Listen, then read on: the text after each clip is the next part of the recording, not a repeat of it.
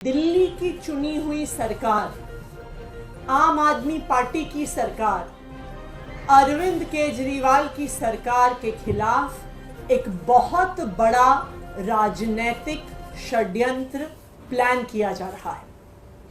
हमें विश्वसनीय सूत्रों से पता चला है कि आने वाले कुछ दिनों में केंद्र सरकार, भारतीय जनता पार्टी शासित केंद्र सरकार दिल्ली में राष्ट्रपति शासन लगाने वाली है। इसके कई संकेत पिछले कुछ दिनों से दिख रहे हैं।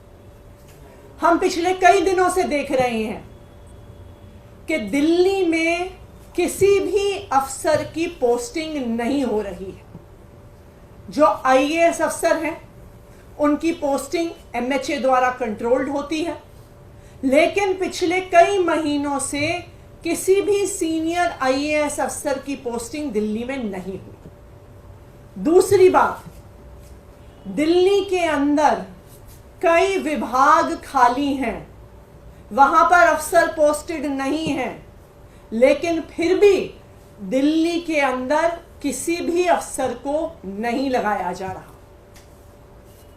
तीसरी बात, एलजी साहब पिछले एक हफ्ते से एमएचए को बार बार बिना किसी कारण के दिल्ली सरकार को लेके चिट्ठियां लिख रहे हैं। कहते हैं कि मंत्रीगण मीटिंग में नहीं आते, कहते हैं कि मुझे चर्चा करनी है, मैंने मीटिंग पे बुला रहा हूं, ये मीटिंग में नहीं आ रहे हैं। ये वही एलजी साहब हैं जो कोर्ट में खड़े होके कहते हैं कि जी ये ट्रांसफर्ड सब्जेक्ट है, मेरा इससे कोई लेना देना नहीं है। तो जब आप कोर्ट में कहते हैं कि आपका पानी के मुद्दे से, पोल्यूशन के मुद्दे से कोई लेना देना नहीं है, जब वो ट्रांसफर्ड सब्जेक्ट है, तो आप एमएचए में उसके बारे में चिट्ठी क्यों लिख रहे हैं?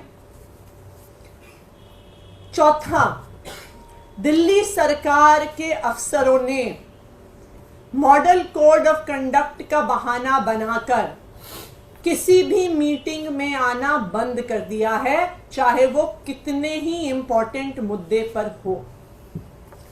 आखिरी चीज, हमने देखा कि किस तरह से एक 20 साल पुराने केस को उठाकर दिल्ली के मुख्यमंत्री अरविंद केजरीवाल के निजी सचिव को बर्खास्त कर दिया।